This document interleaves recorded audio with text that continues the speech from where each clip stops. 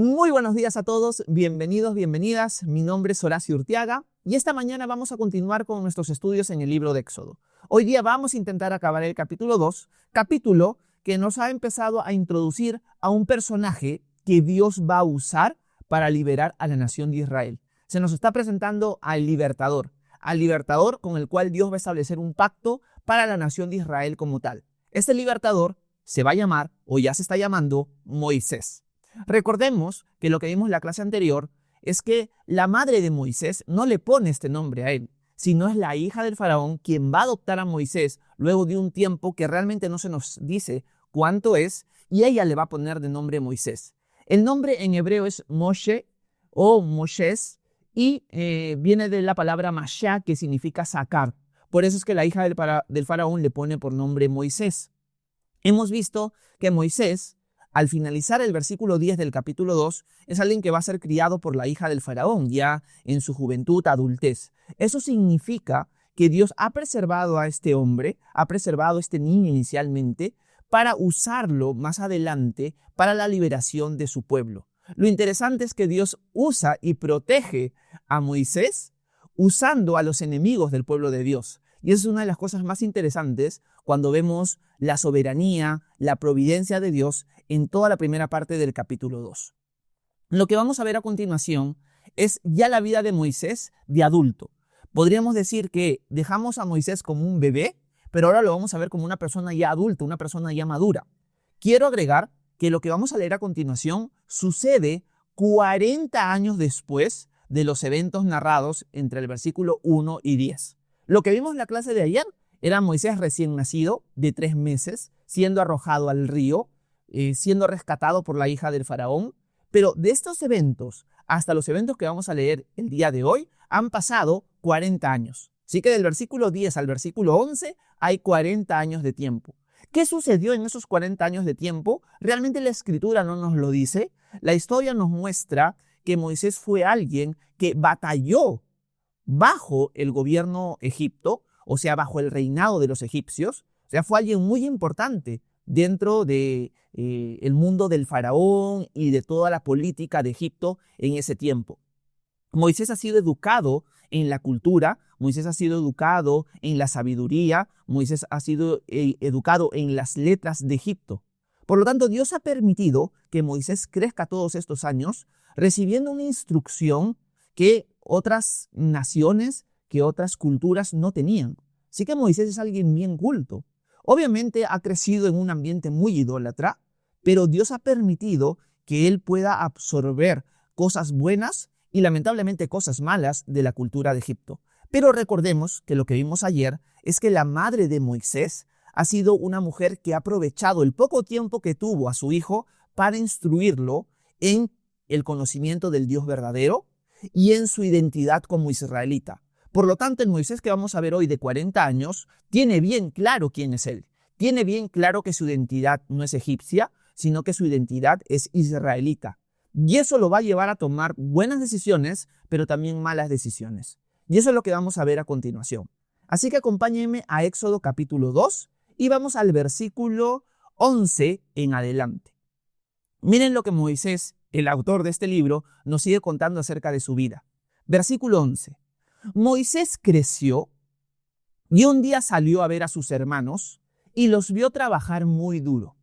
También vio que un egipcio golpeaba a uno de sus hermanos hebreos. Moisés miró a todas partes y al no haber a nadie, mató al egipcio y lo escondió en la arena. Hacemos una pausa rápidamente en estos primeros versículos, nada más, porque ya han pasado, como les digo, 40 años. Moisés tiene una identidad hebrea bien marcada, por eso es que sale a ver a su pueblo. O sea, Moisés no está desconectado de su pueblo. Moisés no dice, bueno, yo soy ahora un egipcio, por lo tanto yo no tengo nada que ver con estos israelitas que están siendo esclavizados. No, él se siente identificado con su pueblo. Él sale a verlo con compasión, con deseo de saber cómo están. Y resulta que un día, cuando Moisés sale a ver a su pueblo Israel, ve que un egipcio está dañando, está atacando, está golpeando a uno de sus hermanos hebreos. Ahora, la idea en el original es que el egipcio no solamente lo está golpeando, sino que lo va a matar. O sea, lo está golpeando a un punto de llevarlo a la muerte. Moisés mira a todos lados para no ser descubierto y termina matando al egipcio. Aquí podemos ver algo que podría ser lo primero que vamos a subrayar y aplicar a nuestra vida. Un error garrafal que comete Moisés en este momento es que mira a todos lados menos arriba. Vuelvo a repetirlo. Un error garrafal que Moisés comete en este momento es que mira a todos lados menos arriba. Moisés ve que nadie lo vea, pero hay alguien que sí lo está viendo, y ese alguien que lo está viendo es Dios. Y acá quiero marcar algo importante, que lo vamos a ir viendo en los siguientes versículos. Moisés es israelita, pero tiene mucho de egipcio. Y esto es algo triste. Moisés ha sido criado en la sabiduría, en las letras de Egipto, pero también ha abrazado ciertas prácticas que no son características del pueblo de Dios. Nosotros sabemos que la acción que ha tomado Moisés en este momento es una acción que no va acorde al corazón de Dios. Moisés pudo haber defendido al israelita. Él era alguien importante dentro de Egipto, pero Moisés lo terminó matando. Por lo tanto, podemos ver que Moisés tiene mucho de Egipto en su corazón todavía. O que lo tiene, no todavía, sino que lo tiene bien marcado. Moisés tiene mucho de Egipto. Y eso de Egipto que Moisés tiene es no haber visto hacia arriba. Una de las lecciones que nosotros podemos remarcar aquí es que sea para cosas que vamos a hacer, o sea para cosas que no debemos hacer, debemos detenernos y mirar arriba. ¿A qué me refiero? A que nosotros, si tenemos ganas de hacer algo para la gloria de Dios, para nuestro desempeño familiar, para cualquier cosa profesional, etcétera, etcétera, deberíamos detenernos y no solamente mirar a los lados, sino también mirar arriba. Esto es preguntarle al Señor: Señor, ¿lo que estoy a punto de hacer es algo que tú deseas que yo haga? Señor, guíame por favor. Pon en mí el querer como el hacer. Si lo que estoy a punto de hacer no es tu voluntad, cierra esa puerta, que lo que menos yo quiero hacer es ir en contra de tu deseo, ir en contra de lo excelente en mi vida. Yo quiero que tú seas el que guíe mi paso cada vez. Moisés no hace eso. Moisés no hace eso ni para una acción buena, ni para evitar una acción mala. Porque Moisés se debió haber detenido y haber pensado, o siquiera haberle preguntado al Señor: ¿lo que estoy a punto de hacer, Señor, es algo de tu agrado? Obviamente nosotros sabemos que la respuesta es no. Pero Moisés no se detuvo a mirar arriba. Por lo tanto, también nosotros, antes de hacer algo o antes de tratar de no hacer algo, tenemos que pedirle al Señor dirección, tenemos que pedirle al Señor fuerzas para no caer en tentación y meditar si lo que estamos a punto de hacer es algo de su agrado o algo que Él ha mostrado claramente que es de su desagrado. Si nosotros detuviéramos a Moisés y le dijéramos: Moisés, primero pregúntale al Señor, detente y piensa, ¿lo que estás a punto de hacer es de agrado a tu Dios? Moisés obviamente va a responder que no, pero él se olvidó de lo fundamental. Miró a los lados, que nadie lo viera, pero hay alguien que sí lo está viendo, y ese que lo está viendo es el Señor. Por lo tanto, podríamos agregar también lo siguiente: si Moisés es el hombre que Dios va a usar para liberar a la nación de Israel, también la Escritura nos está mostrando que estos hombres que Dios va a ir levantando en el transcurso de la historia para ser libertadores no son hombres perfectos, no son hombres sin pecado, son hombres con muchos errores, pero que en las manos de Dios, Dios los usa grandemente, a pesar de ellos, a pesar de sus errores. Porque a veces también nosotros podemos pensar: ¿cómo Dios me va a usar a mí? ¿Cómo Dios me va a usar a mí si soy tan pecador o soy tan imperfecto? Bueno, mira a Moisés. Moisés es una joyita, como se dice. Moisés no es un hombre perfecto. Moisés es un hombre pecador. Es más, podríamos decir: Moisés es un asesino. ¿Tú eres un asesino? Quizás muchos de nosotros vamos a decir: no, yo no soy un asesino en ese sentido. Mira, si Dios ha usado a un asesino, ¿por qué no te va a poder usar a ti? Por lo tanto, no limites la obra que Dios quiere hacer en tu vida. Pregúntale al Señor: Señor, ¿cómo me quieres usar tú a mí? Y también detente antes de hacer o no hacer algo, preguntándole al Señor: ¿esto es de tu agrado o no es de tu agrado? A veces, antes de pecar, qué bonito sería que nosotros pudiéramos detenernos y preguntarle al Señor o pedirle fuerza: Señor, ayúdame a no caer en este pecado. Ayúdame a meditar en lo que estoy a punto de hacer y entender que Dios se entristece cuando nosotros pecamos. Si pensáramos que en el dolor que Dios siente antes de cometer un pecado, muchos de nuestros pecados nosotros los hubiéramos evitado, simplemente de saber que nuestro Dios está sufriendo o que a nuestro Dios le duele nuestro pecado. Así que lección para nosotros esta mañana, para iniciar: miremos arriba. Tomémonos un tiempo para consultarle al Señor para preguntarle a Él, para meditar en lo que a Él le agrada y lo que a Él le desagrada, y no te sientas limitado o limitada de que Dios no te puede usar, porque no eres perfecto, porque no eres ese hombre o mujer de Dios, pues inigualable, porque Dios ha usado a hombres imperfectos, porque al final la gloria va a ser para Él, no va a ser para ti, y eso es importante entenderlo. Así que Moisés, tristemente, termina asesinando a un hombre, tomando él autoridad como si dependiera de él. Y esto le va a causar consecuencias. Lo vamos a ver en los siguientes versículos. Volvamos al texto, a ver qué pasa luego del asesinato. Versículo 13 en adelante. Dice, al día siguiente salió y vio que 2 hebreos reñían. Así que le dijo al que maltrataba al otro, ¿por qué golpeas a tu prójimo? Y aquel le respondió, ¿quién te ha puesto a ti como príncipe y juez? ¿Acaso piensas matarme como mataste al egipcio? Entonces Moisés tuvo miedo y dijo, ciertamente esto ya ha sido descubierto. Cuando el faraón se enteró de esto, buscó a Moisés para matarlo, pero Moisés huyó del faraón y habitó en la tierra de Madián. Bueno, acá ya la cosa se pone brava, porque ahora le van a pasar consecuencias a Moisés por su pecado. Una de las cosas que sucede al día siguiente, o sea, es rápido nada más, Moisés sale nuevamente, quizás sin cargo de conciencia de lo que ha hecho, asesinado a un hombre. Sale a mirar a su pueblo nuevamente. Por lo que vemos aquí, Moisés tiene como que una idea, no se sabe cómo, de que él va a ser el hombre que va a liberar a la nación de Israel. Si nosotros leyéramos la predicación de Esteban en Hechos 7, Esteban nos dice que Moisés pensaba que el pueblo ya sabía que Dios lo iba a usar a él para liberarlos, pero que el pueblo no lo entendió así. O sea que Moisés, de alguna manera que no sé cómo, no se nos dice cómo, Moisés sabe de que él va a ser el libertador, pero él interviene en una discusión entre hebreos. Y el hebreo obviamente no lo reconoce como libertador, como juez, no lo reconoce como nada. Y le dice, ¿quién te ha puesto a ti como juez, como líder entre nosotros? ¿Acaso piensas matarme igual que mataste al egipcio el día de ayer? Cuando Moisés se entera de esto, dice, ya perdí. El faraón se va a enterar y me va a matar. Y de hecho hay hecho. El faraón se entera y lo manda a matar. Y Moisés tiene que huir a la tierra de Madián. Y acá, nuevamente, no hemos avanzado muchos versículos y hay otra aplicación muy importante para nosotros. Moisés se está adelantando al tiempo de Dios. No sé si se han dado cuenta. Dios lo va a usar para liberar al pueblo de Israel, pero no es el momento. ¿Por qué? Porque Moisés tiene mucho de Egipto todavía en su vida.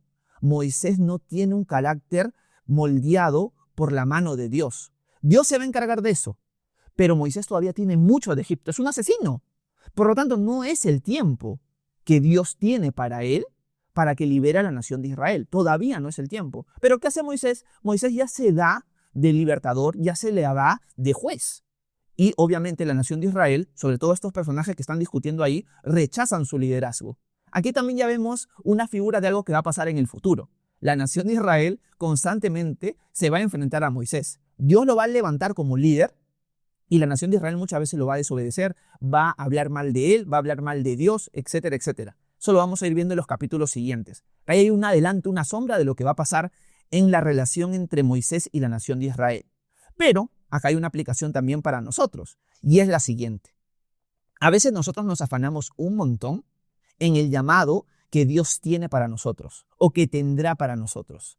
Y nosotros queremos tomar partida de lo que pensamos que Dios nos ha llamado o nos va a llamar a hacer e inmediatamente hacerlo nosotros. O sea, en buena cuenta, no esperar el tiempo de Dios, sino tomar la sartén por el mango, como se dice, y empezar a hacer nosotros las cosas en nuestra carne y no esperar el tiempo y la dirección de Dios. ¿Qué resulta cuando hacemos las cosas así? Nos va de mal en peor, porque estamos saliendo de depender de Dios, de mirar arriba y esperar su dirección, su tiempo, y queremos hacer nosotros las cosas a nuestra manera, a nuestras fuerzas, en nuestro tiempo. Un ratito. Qué bonito es saber que lo que Dios desea inicialmente de nosotros es que nos sentemos a sus pies, aprendamos de Él y seamos transformados por Él. Y en su tiempo el Señor, de una manera clara para ti, te va a indicar cuándo es el momento en el que tú tienes que hacer las cosas que Él te ha llamado o que va a llamar a hacer en tu vida. Moisés está adelantando, no es el tiempo de Dios. Y Él ya se la da de juez, de libertador, cuando la gente ni siquiera lo reconoce como juez y libertador. Cuando Dios ni siquiera le ha dado como que un sello de que realmente Dios lo ha levantado como juez o como libertador. Eso va a suceder después, muchos años después, les adelanto. Pero Moisés ya se está adelantando. Muchas veces pasa con nosotros lo mismo. Primero, tenemos la idea equivocada de que quizás ser pastor o ser líder en la iglesia es como que más importante. Entonces nos la damos de querer ser esos personajes. Dios ni nos ha llamado a eso, pero nosotros nos mandamos como que, yo soy maestro, yo soy pastor, etcétera, etcétera. O yo soy evangelista, o yo quiero hacer esto o aquello, porque esto es importante. Un ratito, siéntate a los pies del Señor y espera su tiempo. Qué interesante es ver que cuando nosotros estudiamos la vida del apóstol Pablo, vemos que Pablo, entre que se convierte y que Dios lo llama a ser apóstol, pasan más o menos entre 7 y 11 años.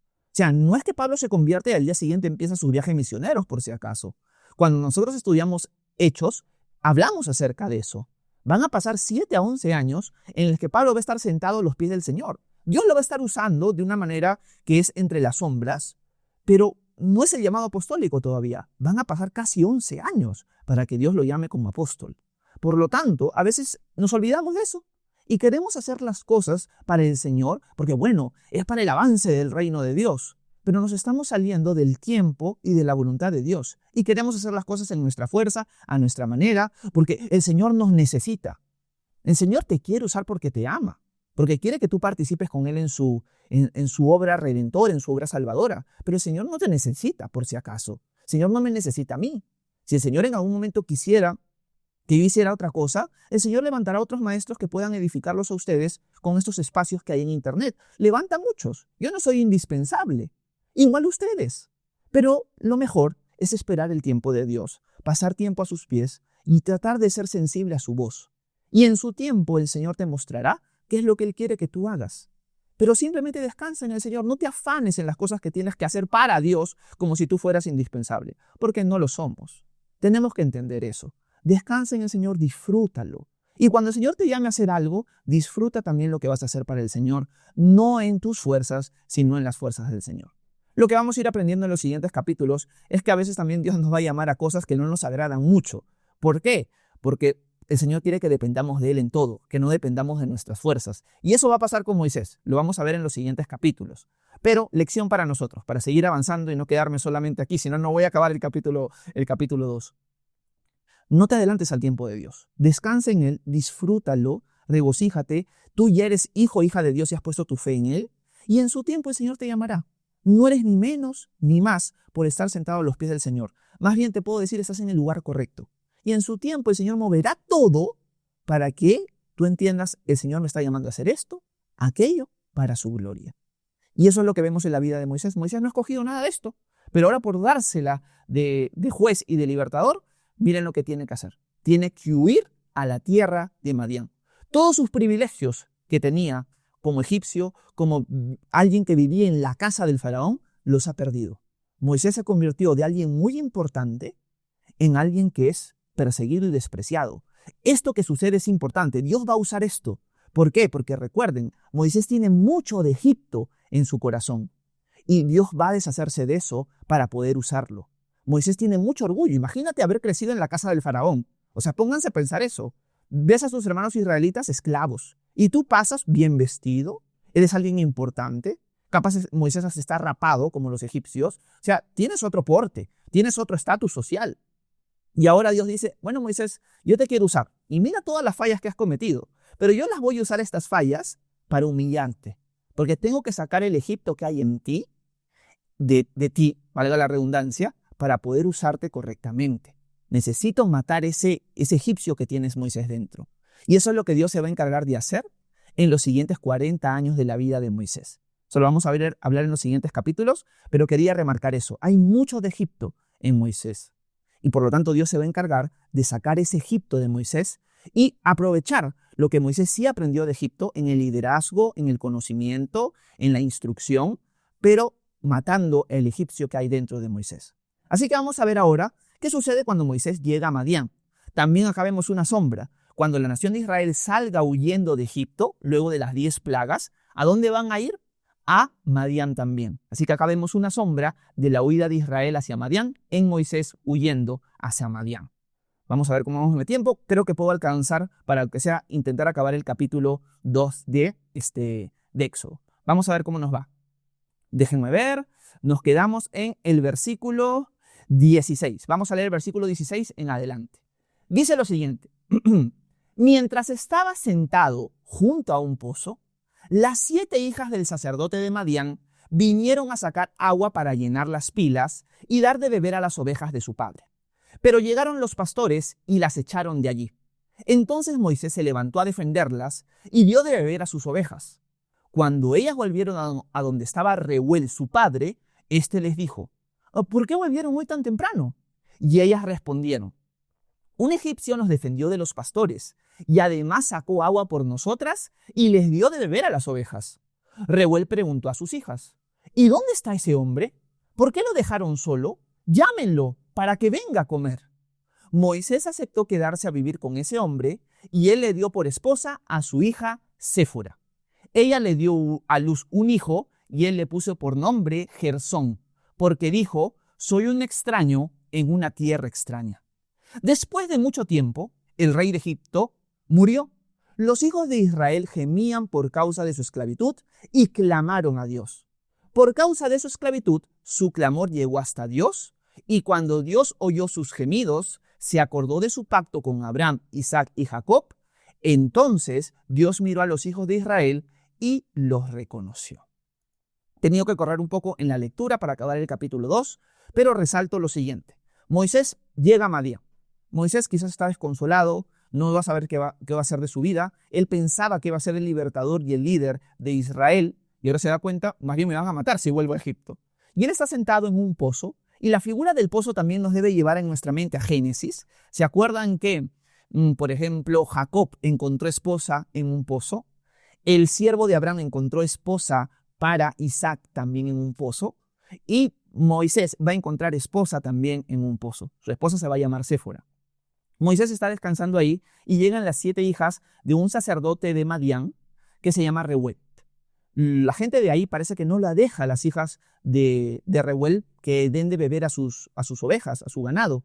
Y Moisés las defiende, mostrando una actitud de justicia, una actitud de rectitud. O sea, vemos un buen carácter en Moisés en este momento. Las defiende, las protege, honra a las mujeres y les da de beber a sus ovejas.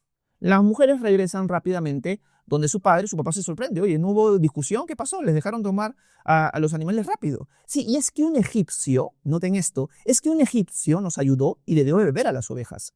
¿Por qué lo llaman egipcio? Porque Moisés, en su apariencia física, era netamente un egipcio. Lo más probable es que no tenía pelo, que estaba rapado y que tenía ropa lujosa.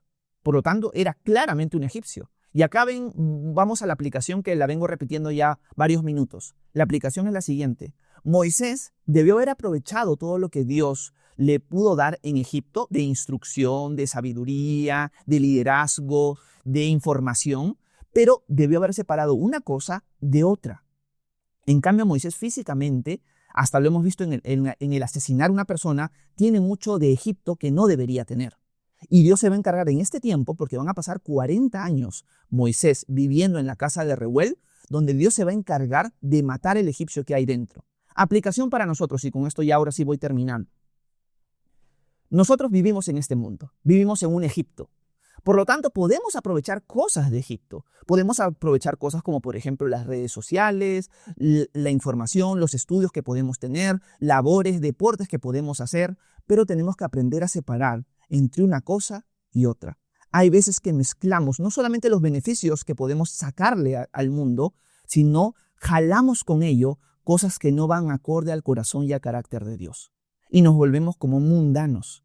Por eso se dice mucho eso en el contexto cristiano.